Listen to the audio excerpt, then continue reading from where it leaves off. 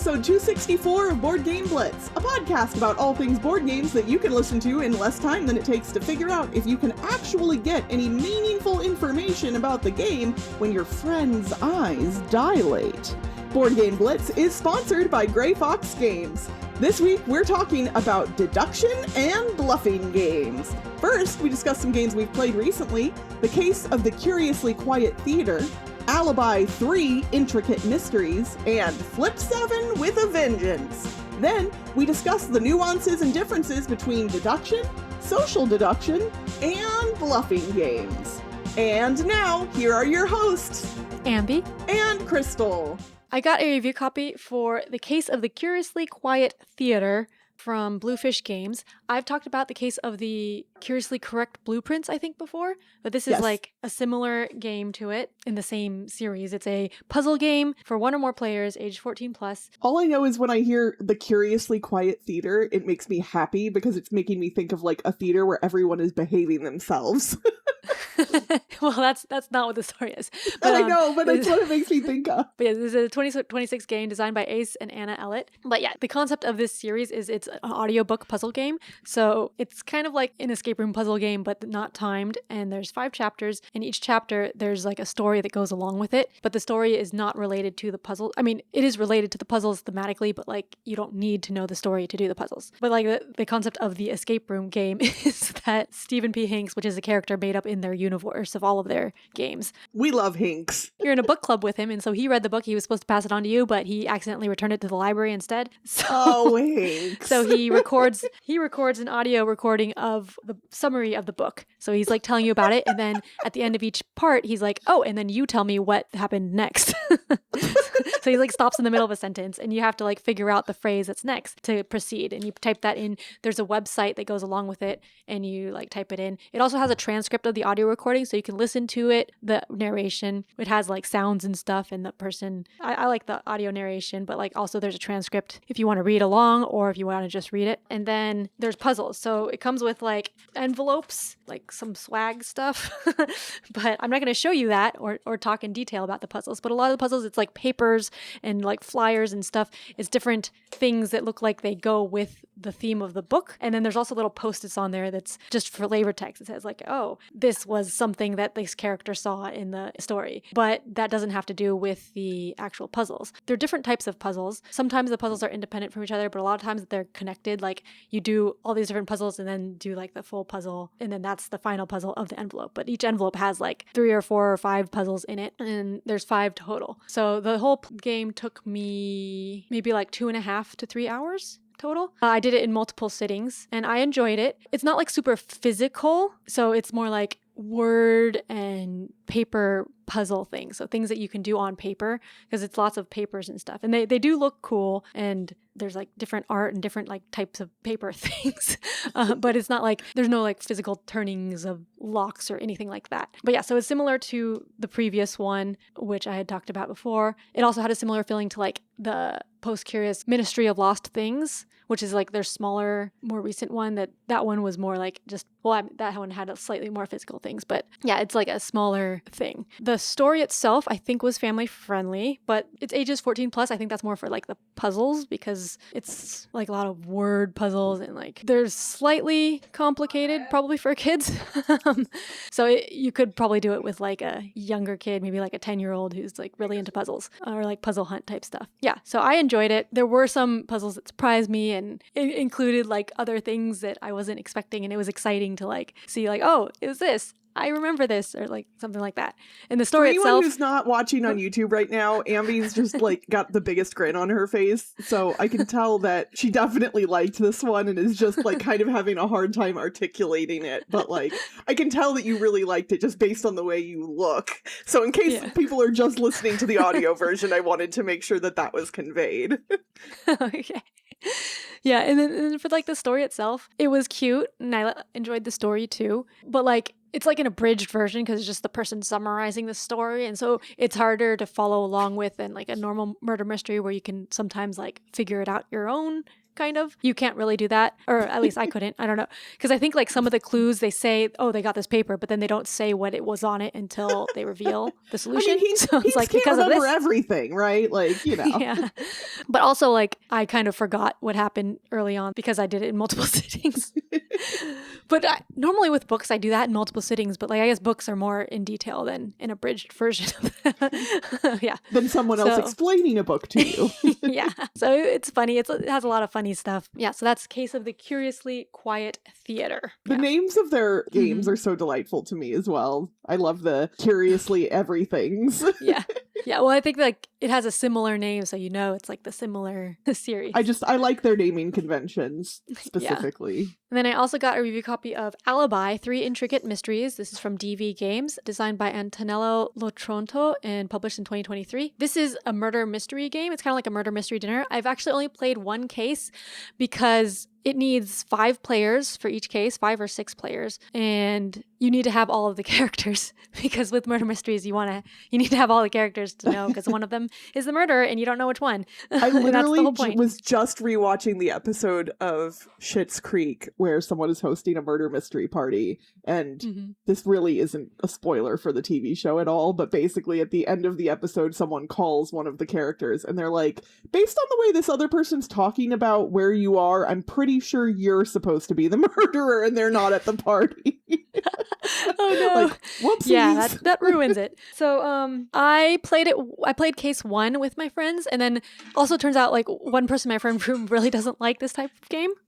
So it's gonna be hard to play the other ones because I enjoyed it. So it's similar to like a Jubentia, which we've talked about, or like murder mystery. I've been watching Crime Scene 0, which is a show, a Korean reality show that's like similar. You're each different characters and you're trying to solve a murder, and like the characters have different clues. So the way this one works is the characters have these cards. It's all just a deck of cards, and there's like a introduction and it tells you the characters, and each person will pick a character, and the characters are each going to have a character card that has on the back some text. It basically introduces you and like your relation to the victim and stuff, and then you put it down. And then this one had 5 rounds. I don't know how many rounds there are in the other cases, but each round everyone has a card and it tells you some information. So there's some information in the top half of the card and then some at the bottom. The bottom is secret and the top is like stuff that everyone will need to know. It has stuff in bold that's like important, but you have to tell everything on the card in your conversation. So like you can play it without any role playing and just read what's on your card word for word, or you can try to get into character and like try to have conversations with people, because a lot of times the information will be like related to something someone else says. So like one of the things has a star on the top, and that's the person who starts the conversation. So they start with something and then someone can reply, or they'll ask like, what were you doing there and stuff. And then for the secret stuff, it has like a subject, and then if someone asks you directly about that or anything related to that, then you have to reveal it. So like if your secret was that you had an affair or something with this person, and if they ask like, what was your relationship with them, or like, did you like that person or something, like, then you have to reveal it. So this is ages 14 plus. It's a murder mystery based on game. the fact that you're referencing affairs, that's not surprising. There's murders, affairs, stuff like that. And what I thought was interesting about this is that you don't actually know you're the murderer until the end. So like it's showing you what you reveal and what you're keeping secret. And so those clues are kind of going to be open to everyone, and you don't have to lie because you don't know if you're the murderer. But in our case, the solution wasn't clear. We got all of the secrets of the person who was the murderer, but we still weren't sure about the motive and stuff. And so the murderer themselves also didn't know. So that was kind of confusing.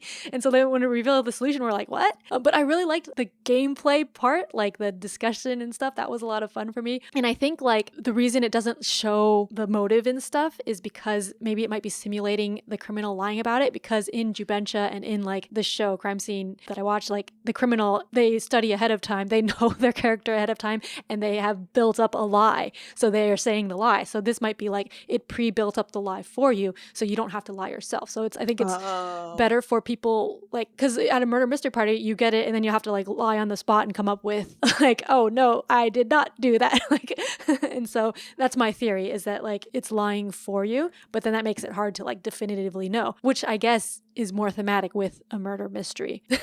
Yeah, I've never, like, regular murder mystery parties, not this game, but like the murder mystery parties that have existed for, you know, years and years and years or whatever. Generally, like, I've never understood that concept because people who don't play games regularly will sometimes, like, bust one of those out at a party, and then you're handing it to a bunch of people who don't do that type of thing normally, and you've got a bunch of people awkwardly sitting around looking at their, like, character and what they're, and, like, I've only been involved in, like, a couple of these throughout my life. It's never gone great. Like, it's been fine, but, like, it's everybody just kind of, like, trying to make it work. And so this sounds like the perfect for gamers, that kind of experience. Like, it really sounds awesome. So I like that you don't have to come up with a story yourself. It's like, it's just there, and then you can do as much or as little role playing as you want. You don't have to prepare ahead of time. We just, like, did it. We didn't have to read. Well, I mean, it was just like a little card of an intro. There were times where I didn't know. Like, sometimes people would know something about my character in round 2 and then ask me about it. I'm like, I don't know. And then round 3, I get something about it, like, oh, I remember now what you were talking about. And so that was kind of funny and kind of weird. That's great. So that happens, I guess, because, like, you only get bits of information at a time. But I enjoyed it. Yeah. So, like, if you like the idea of murder mystery parties, but, like, not the idea of reading a bunch of stuff beforehand and, like, prepping a lot. Yeah, I think Alibi 3 Intricate Mysteries was good. But I only played one case. I do want to play the other ones. It's hard because you need 5 players. With 6 players, one person's like a detective and not the murderer, and they just, I think they might have other cards or something. So you can do 6 players, but, like, you need 5 because 5 characters.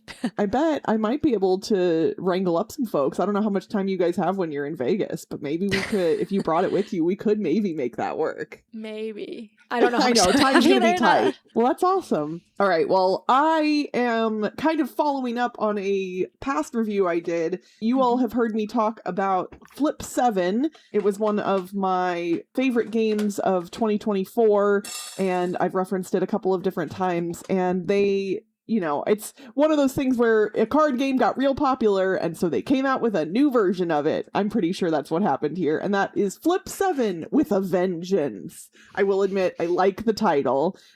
So, Flip 7 with a Vengeance is essentially just a new version of Flip 7 with some modifications to the deck and the gameplay.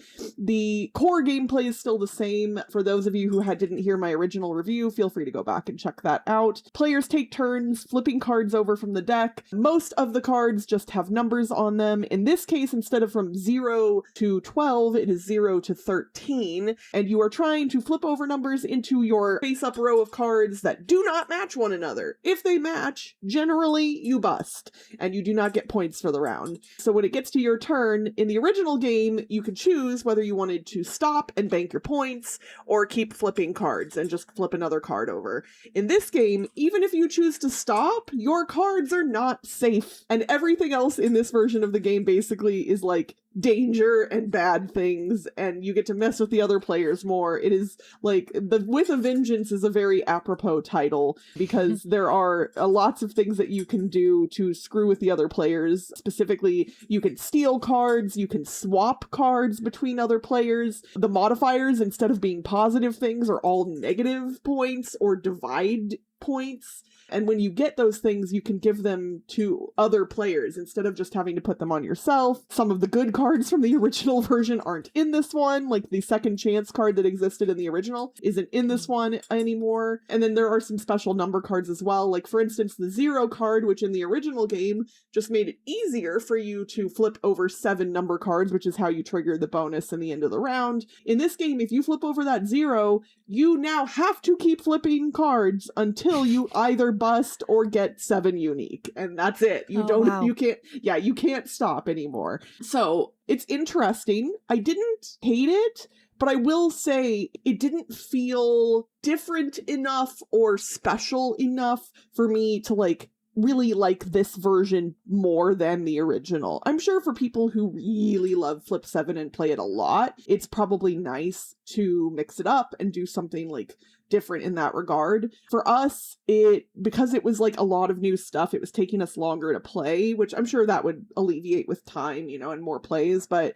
me and the rest of the people I was playing with, for the most part, we were all kind of like, we we kind of prefer the original. Like, this one's not bad, but we are also a nice group, and the original game is a little less mean. And we don't mind being a little mean, but this one's just real mean. So it's fine. I didn't dislike it, but I own base game Flip 7, and I don't think I'll probably be buying With a Vengeance for my personal collection. But yeah, it's still, I think it's worth checking out, especially if you really love Flip 7 and you play it a lot and you want to be able to mix it up. And you can combine the decks. Like, if you want to play Flip 7 with a lot of people, you can buy multiple decks of it, and you could combine the regular with a Vengeance and then have the good cards, bad cards, everything. That might be real fun. I don't know. So that is Flip 7 With a Vengeance. On some recent episode, I don't remember which one, we tried to think about it and then we stopped thinking. We were talking about kind of the idea of deduction games versus social deduction games versus bluffing games, and how a lot of those games kind of sit in a similar area, but not exactly the same, and how they attract different types of players, but sometimes the same, and how there's a lot of crossover and yet not. And so we just figured this was a topic that was worth exploring. I will say, for me personally, there are games that I very much enjoy in all of these categories, and games that I don't like in all of these categories as well. Yeah, I guess that can happen. But let's first say what we mean by these categories. For me, deduction game is more a logic deduction type game. For me, deduction game also includes the other types of deduction, like induction and abduction, which I always get confused which is which. But it's you're logicking out a thing and you're kind of going against the board. There's a puzzle on the board itself, on the game itself, and you're trying to find clues from the game and solve it. A lot of those are races against other players. Sometimes other players can do things to confuse you and stuff, but it's not you're not trying to think about in their minds as much. Whereas the players didn't create the puzzle. They're trying to solve the puzzle. Create it. Although there are some Tragedy Looper where you're trying to get more in your minds, and I don't know where hidden roll goes under. I mean, not hidden roll, hidden movement. Because social deduction, when I think of more the party games where you're the Resistance or Mafia, where you are roles and you're trying to deduce what roles people are. So the social part is in the deduction is of the person themselves, kind of more than the game. And then bluffing is less logic for me. It's it's not logic, it's just people you're just trying to guess what people are doing. Yeah. The person.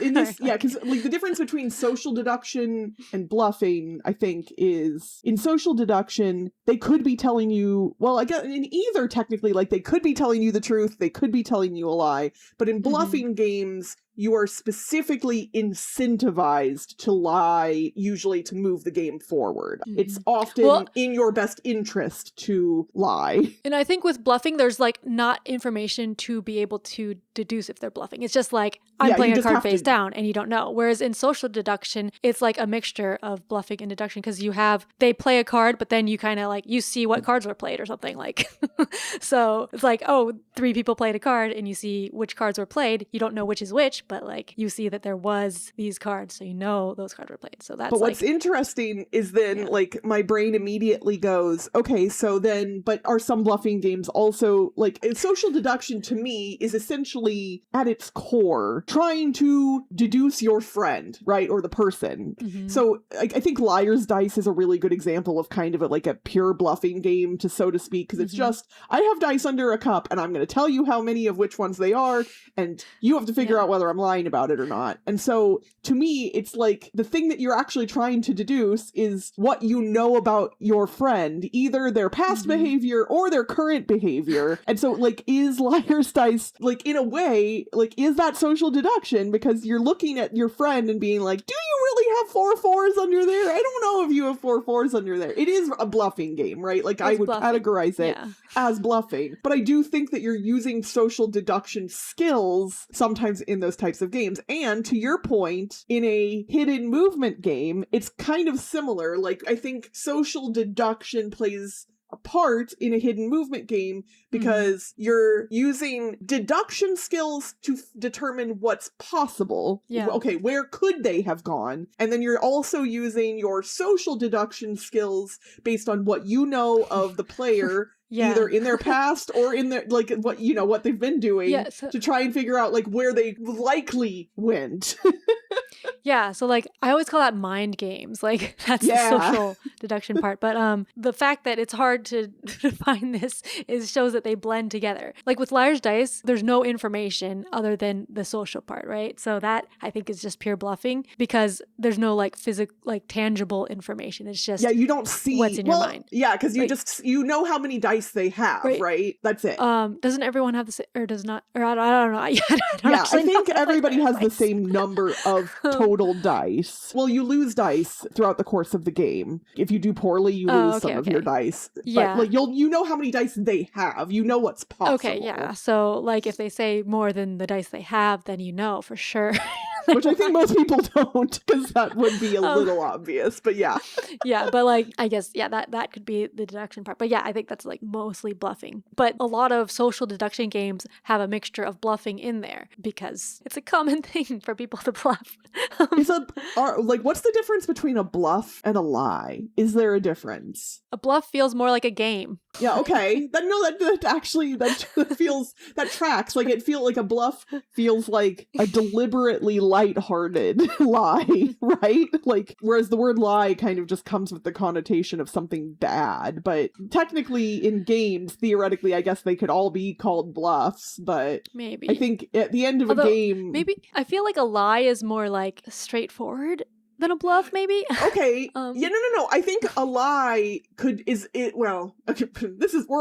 is all speculation on our part. I'm not going off pure. Yeah. This is all like emotional, whatever. We're not going into etymology territory here today, folks. Yeah. But I think, a lie is like, this is not true. And a bluff is often, and Liar's Dice is a good example of this, a bluff is, this isn't entirely true. Because, like, for instance, you might have 2 4s under your cup, but you might say you have 4 4s. So it is technically a lie, but it's like a bluff to me feels more like it might be some kernel of truth in there. And that actually, in my experience, if there is some truth behind it, I found it's easier to present that information as fact.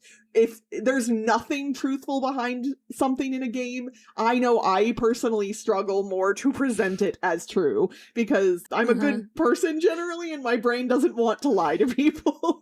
For me, I don't like bluffing games, and I guess somewhere I'd have a definition of that. But for me, I like lying. But not so I don't like making up that one should live on beyond the podcast. Ambie Valdez, I like lying. So a lot of times bluffing is like making up a thing, like I have this many, right? Whereas lying, you can just say no. Like someone asks you a question, you say yes or no or something, like without having to create something. So no elaboration. But that's a different type of lie too, though. So I don't know. Like there's the type of lie where you're creating a thing, and then there's a type of lie where it's just like facts, false facts, or not facts. Yeah. So like my favorite social deduction game is The Resistance, and that used to be like my favorite game back when I played with more people. But with that one, there's no like story. You don't have to make up a role or anything. It's just, did you fail it? Are you bad? And yes or no. Like, and so I like that type of lying better than like, oh no, because I went over to the market and did this, or like, yeah, I don't know. Where you don't have to be more specific. Yeah. So even if I'm specific and like have partly truth, like I don't like making up a lot of stuff. I like just saying like, no, I'm a good person because look, I did this. Especially because they feel different than a lot of other board games. I find that sometimes social deduction games are really quite fun to break out. But there are a lot of board gamers who, and I like no judgment here, but like who aren't keen on social deduction games because they kind of create a little bit too much stress and anxiety. Like that fear of being, the person that has to lie. And so that's why like throughout my board game career, I've kind of looked for games that alleviate that. And I've talked about this on the show before. Mm-hmm. If you are one of those people, please, please, please at some point try Detective Club. It is my favorite social deduction game that makes it like you do have to lie, but you don't have to lie about anything until you know everything. Like you have all of the information by the time you have to lie about it. So it makes things way easier than most games where you just have to lie with no information. I agree. And this is one of the ones where you're lying and like making up stuff. But for me, I liked it too, even though you have to like elaborate on your lie because you have all the information. You're like trying to explain why a picture is the one or something. I forget what it was. It's like based on like a term. Like a Dixit type thing, like it's an abstract thing, kind of like Dixit or anything like that. It's like, here's a weird picture, explain why this word relates to it. And you can almost always find something. Like, oh, in the very background, there was like a bird back there. So when you said wing, I, picked this picture, even though there's nothing else in it that has to do with wings or whatever. Like you can usually find something. So I agree with Detective Club because that's it's kind of like a Spyfall but like better. It was so funny because when Spyfall came out, everybody was like obsessed with it, and then when I played it, I was like, I don't really like this all that much. Yeah, I didn't like it either. I like watching people play it. Yes. But But like I played that game with multiple groups where people were just really uncomfortable with what they had to do when they were the person who didn't know the location. Even when I did know it was so hard to come up with questions. Like I even played a digital version of that game. Like it got so popular so fast that somebody made like a web-based version of it. And we played it in a hot tub, like on our phones at one point. And I was just like, why? Why are we doing this? Like it's not that good. There was a moment everybody loved Spyfall, and I don't know why. I don't know. I mean, a lot of my friends liked it, and I think it did work well. It's just, for me personally, I find it hard. I mean, I think it's similar to like the lying and coming up with something. Even when from not lying, it's hard for me to come up with questions that work and and answers too, because you have to come up with creative answers that don't give away the thing, but also be good enough to convince people that you do know the thing. Yeah. Well, pivoting to pure deduction, I know you and I both really enjoy deduction games quite a bit. If there was one deduction game that you would recommend for people, because like I've also run into people who are like, oh, I'm bad at deduction games. I'm actually one of them. Like in the past, I kind of used to say that. And now I've found that there are a lot of deduction games that holding your hand is kind of like, I don't really like that term because it sounds a little bit childish, I guess. But I like that there are more games that kind of give you better note taking and other tools to make the parts of deduction easier. I've talked before about how when I was a kid, I thought I knew what I was doing in Clue, and then I would be like, okay, I've got it all figured out, and then I'd open the envelope and I had none of it figured out, and that was me in deduction games for most of my life. And now I'm actually like kind of good at them sometimes. So, like, do you have any recommendations for people who are like, I'm bad at deduction games, but I want to play one? Like, what would your recommendation be? Like, this is hard for me because I'm not bad at deduction games, I think so. But if you're playing with other people who are good at deduction games, there is, in the Search for Planet X, there's like different difficulty levels, and it's app-based, so like the app keeps track of all the clues and stuff, so you don't have to like have the pressure of giving a correct clue, which is sometimes be tough. But also like it has different levels, like one person can play on the advanced difficulty while one person can play on the easy difficulty. So I think that works well for people, for a competitive deduction game of people who are at different levels of deduction ability. I agree. And then I also like, it's a little bit older now, but I really like Tobago because the deduction is kind of happening in public, so to speak. Like you're playing out cards. There's different buried treasures on this island, basically. And as you're narrowing down where it's located, the possibilities are physically getting removed from the map. Like there's cubes that represent where a thing could be, possibly. And as people play out cards, then those cubes get removed. So you literally are seeing your options narrowed down visually. And so everybody knows, that, like, oh, those four cubes, like those are the only places this treasure could be at this point. And you just keep narrowing it down until you figure out where it is. I really love Tobago, and I think not enough people talk about it anymore. So that's one that I like to bring up because it's really fun. Cool. Yeah, I like it a lot. I haven't played it, but it sounds like the opposite of Cryptid. Like where in Cryptid things are getting added. Yeah. Well, I mean, you and I think, could probably talk endlessly about these types of games, because I think there's a lot of them that we really, really enjoy. But obviously, we're a 30-minute podcast, and we like to stick to that. So we'll end the discussion here, but I would love to hear from our listeners what deduction, social deduction, or bluffing games they really love and would recommend to others. So if you all have suggestions in that regard, please hit us up on social media or in the Board Game Blitz Discord. And I'm once again going to mention before the outro that if you are not in the Blitz Discord, we have had people that were like, yeah, I don't listen to the outro. I didn't know you guys had a great community on Discord. We do, and that community will be continuing beyond the end of the podcast. So if you like playing games online or just chatting with lovely folks in an online space, our community is going to stay alive after the podcast ends. So come join our Discord. Lots of fun stuff happening there all the time, including weekly game nights twice a week or more. So yeah, come hit us up there if you want to discuss this episode or any of our past episodes. And that's it for this week's Board Game Blitz. Visit our website, boardgameblitz.com, for more content and links. This episode was sponsored by Grey Fox Games. Late pledges are still available for the Gods and Prophets expansion to Reavers of Midgard, so head to Kickstarter now to secure your copy today. And since Grey Fox is awesome, anytime you shop at greyfoxgames.com, you get 10% off everything in your order when you use the code BLITZ2026 at checkout. Join the Blitzketeer community on Discord for game nights, discussions, and more by following the link in the show notes. Support the show by leaving us a rating and review on your podcast provider, or by getting some official Blitz swag at merch.boardgameblitz.com. Want to just give us money and enjoy some unique perks? Check out our Ko-fi page at ko-fi.com/boardgameblitz today. Our theme song was composed by Andrew Morrow. Until next time, you can't hide your lion eyes, and your play is a thin disguise. I think that now we realize that bowl snacks won't hide your lion eyes. Bye, everyone! Bye! I think that now we realize that... I forget how it goes! No, you've got it! How does the last part go? That a bowl of snacks won't hide your lion eyes. Okay. Less time than it takes to figure out if you could actually get any meaningful information about the gameplay when your eyes... I'm just going to start over. It just got weird.